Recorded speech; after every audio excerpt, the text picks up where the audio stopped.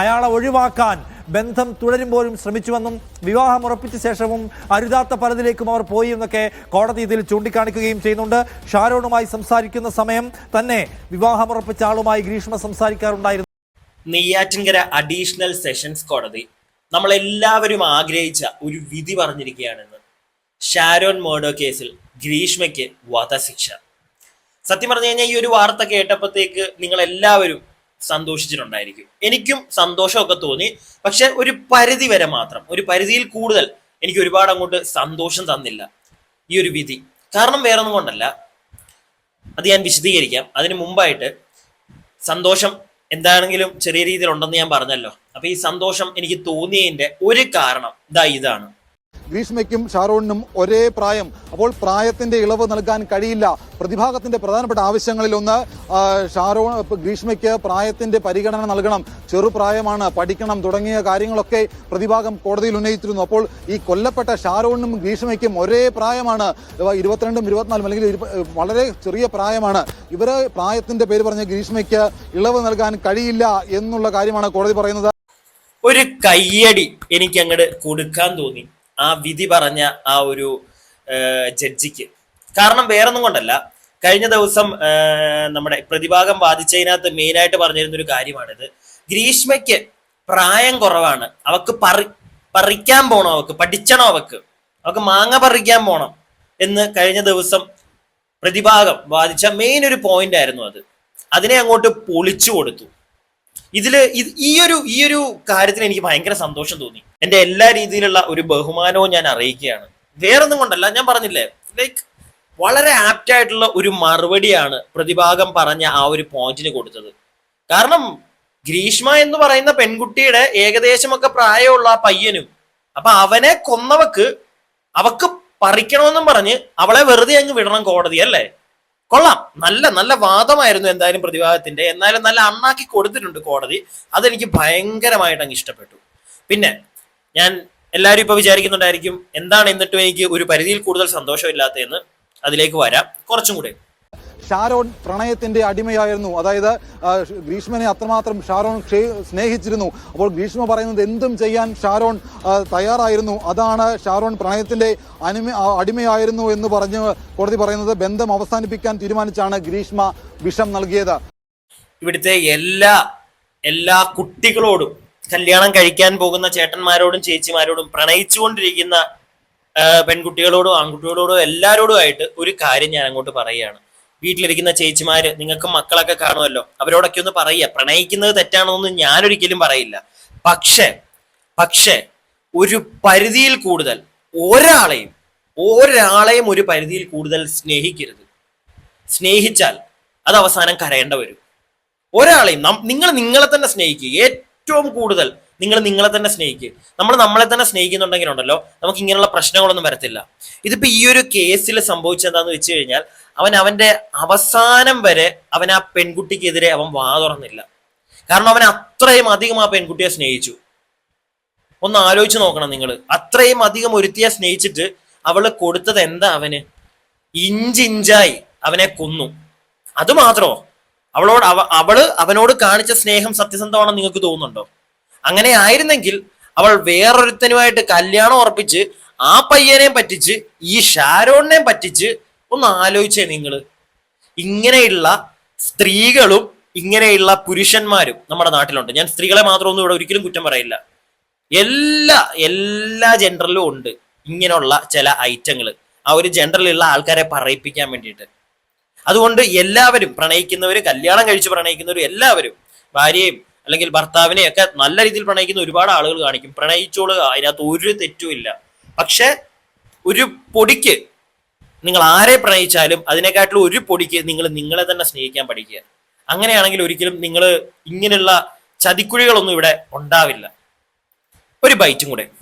അയാളെ ഒഴിവാക്കാൻ ബന്ധം തുടരുമ്പോഴും ശ്രമിച്ചുവെന്നും വിവാഹം ഉറപ്പിച്ച ശേഷവും അരുതാത്ത പലതിലേക്കും അവർ പോയി എന്നൊക്കെ കോടതി ഇതിൽ ചൂണ്ടിക്കാണിക്കുകയും ചെയ്യുന്നുണ്ട്.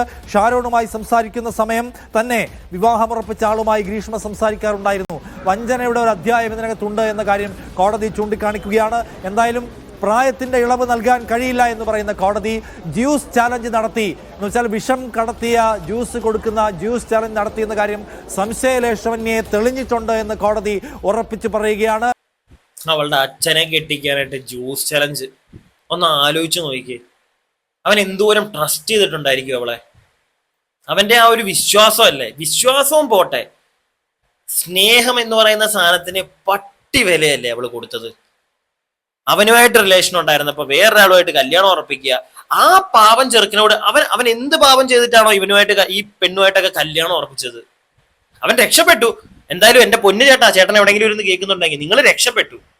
ഇവൾ അകത്ത് പോയതുകൊണ്ട്, ഇല്ലെങ്കിൽ ഈ സത്യമൊക്കെ ജനങ്ങൾ അറിഞ്ഞതുകൊണ്ട്, ഇല്ലെങ്കിൽ ഇവനെയും കൊന്നിട്ട് അവൾ നിങ്ങളുടെ ലൈഫിൽ വന്ന് നിങ്ങളെയും കെട്ടി ലാസ്റ്റ് നിങ്ങൾക്കും തന്നേനെ അണ്ണാക്കില്, എന്നിട്ട് അടുത്ത ആളുടെ കൂടെ പോയേനെ. ഇവളെ പോലുള്ളവരുണ്ട് ഇവിടെ, മനസ്സിലായില്ലേ? അവൾ അത് ചെയ്യത്തില്ല എന്ന് എന്തെങ്കിലും ഒരു സംശയം ഉണ്ടോ നിങ്ങൾക്ക്? എനിക്കൊരു സംശയമില്ല. അവൾ അതും ചെയ്യും, അതിന്റെ അപ്പുറവും ചെയ്യും.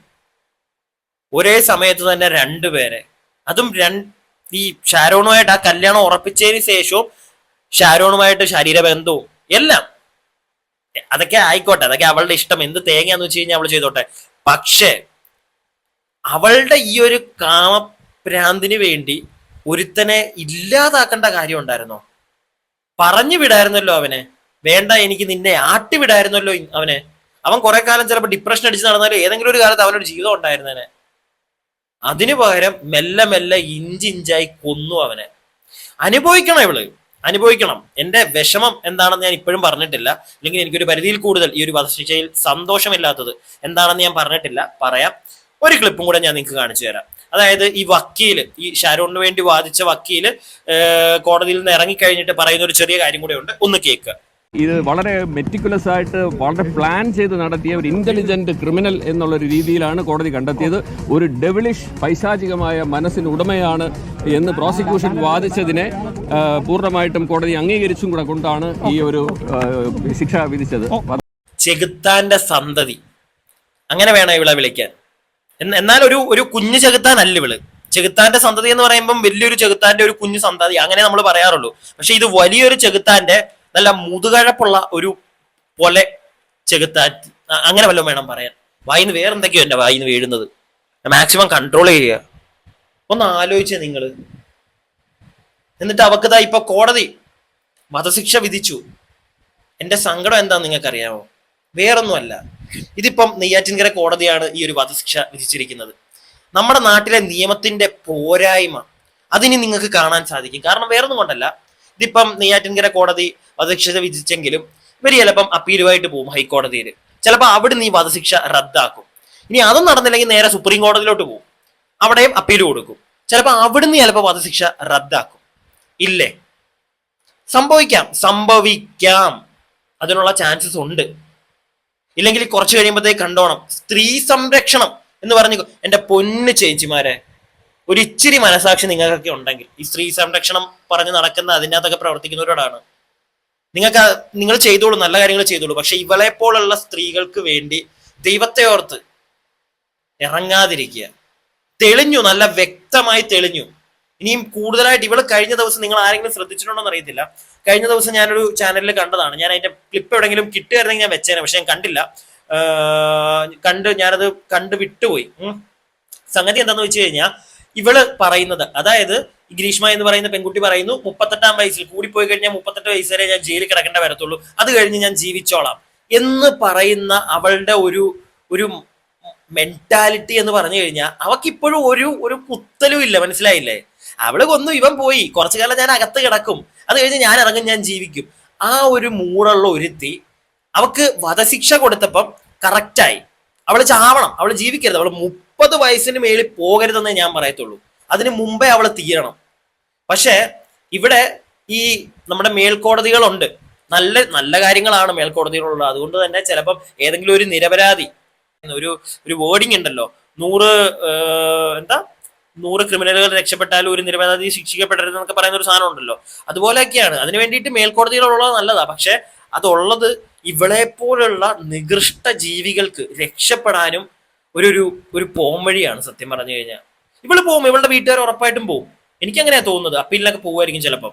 അങ്ങനെ പോയി കഴിഞ്ഞാൽ ഉറപ്പായിട്ടും ഇത് റദ്ദാക്കി കഴിഞ്ഞാൽ എന്തായിരിക്കും സംഭവിക്കുന്നത്? ഇവർക്ക് ഒരു ജീവവരെയെന്ന് കൊടുക്കും. അത് പിന്നെ ഒരു 12 വർഷമായിട്ടൊക്കെ നിങ്ങൾക്ക് കുറയ്ക്കും. ലാസ്റ്റ് 12 വയസ്സ് 10-38 വയസ്സാകുമ്പോൾ ഇവള് പറഞ്ഞ കണക്ക് ഇവളിത് കണക്ക് കൂട്ടിയായിരിക്കും ഇവള് കഴിഞ്ഞ ദിവസം ഇത് പറഞ്ഞത്. അഥവാ വധശിക്ഷ കിട്ടിയാലും അപ്പീലൊക്കെ പോയി ഞാൻ 10-38 വയസ്സാകുമ്പോൾ ഇറങ്ങി ഞാൻ മറ്റേ പുട്ടുപോലെ നടക്കും. അപ്പോഴോ ഷാരോൺ അവൻ ചത്തുപോയി. എനിക്ക് 38 കഴിഞ്ഞാലും എന്റെ കാമക്കഴപ്പം കൊണ്ട് എനിക്ക് ഇറങ്ങാം. മനസ്സിലായില്ല, ആൾക്കാരെ കിട്ടും. ഒന്ന് ആലോചിച്ചേ നിങ്ങൾ ആരെങ്കിലും അത് ചിന്തിച്ചോ? ഇങ്ങനെ ഒരു സാഹചര്യം ഉണ്ട് ഇതിനകത്ത്. എനിക്കൊരു സങ്കടം. ഇന്ന് അവർക്ക് ആ കിട്ടിയ വിധിയിൽ ഞാനും ഹാപ്പിയാണ്. പക്ഷെ ഇതിന്റെ ഒരു ആഫ്റ്റർ എഫക്റ്റ് എല്ലാവരും, നമ്മൾ മാധ്യമങ്ങളാണെങ്കിലും ശരി, നമ്മൾ ജനങ്ങളാണെങ്കിലും ശരി, ഒരു സാധനം കേട്ട് കഴിഞ്ഞാൽ അപ്പം ഓക്കെ സെറ്റ് എല്ലാം കഴിഞ്ഞു എന്ന് പറഞ്ഞ് നമ്മളങ്ങ് പോകും. എന്നാൽ അതിന് ശേഷം എന്താണ് സംഭവിക്കാൻ പോകുന്നതെന്ന് നമ്മൾ ആരും ചിന്തിക്കില്ല. അതിനുശേഷം കുറെ ആളുകൾ ഇങ്ങനെ ഒരുപാട് പേർക്ക് അവരുടെ ജീവിതത്തിൽ എന്തെങ്കിലും ഒരു നല്ലത് വന്നു കഴിഞ്ഞാൽ കുറച്ച് കഴിയുമ്പോൾ അത് പോവാറുണ്ട്. അതുപോലെ തന്നെയാണ് ഇപ്പൊ ഷാരോണിന്റെ അച്ഛനും അമ്മയും. ഇന്ന് ഞാൻ അവര് മാധ്യമങ്ങൾ ചെല്ലുമല്ലോ, ഈ സാറോൺ പിടിച്ചോണ്ട് ചെന്നപ്പം അവരുടെ അമ്മയ്ക്ക് സംസാരിക്കാനൊന്നും വയ്യ, കരഞ്ഞുകൊണ്ട് അവരെന്തൊക്കെയോ പറയുന്നത് കേട്ടു. അവരുടെ അച്ഛനാണെങ്കിലും പറയുന്നു നിങ്ങൾ വീട്ടിലോട്ട് വരൂ, എനിക്ക് സംസാരിക്കാൻ വയ്യ. കാരണം അവർ അത്രയും വികാരഭരിതരായിട്ട് നിൽക്കുന്ന ഒരു അവസ്ഥയാണ് അവർക്ക്. അവര് സന്തോഷവാനും സന്തോഷവതിയും ഒക്കെയാണ് അവര്. ആ നിമിഷം അല്ലെങ്കിൽ ഇന്നത്തെ ദിവസം നാളെ അവരുടെ ഈ സന്തോഷം തല്ലിക്കെടുത്തുന്നത് പോലെ ആയിരിക്കും ഈ ഗ്രീഷ്മയ്ക്ക് വേണ്ടി ഇവരുടെ അഡ്വക്കേറ്റ് ഇനിയും പോയൊരു അപ്പീല് കൊടുത്ത് ഈ വധശിക്ഷ റദ്ദാക്കിയാൽ. സോ അങ്ങനെ സംഭവിക്കരുത്. അങ്ങനെ സംഭവിക്കാതിരിക്കാൻ വേണ്ടി ഞാൻ പ്രാർത്ഥിക്കുന്നു, നിങ്ങളും പ്രാർത്ഥിക്കുക.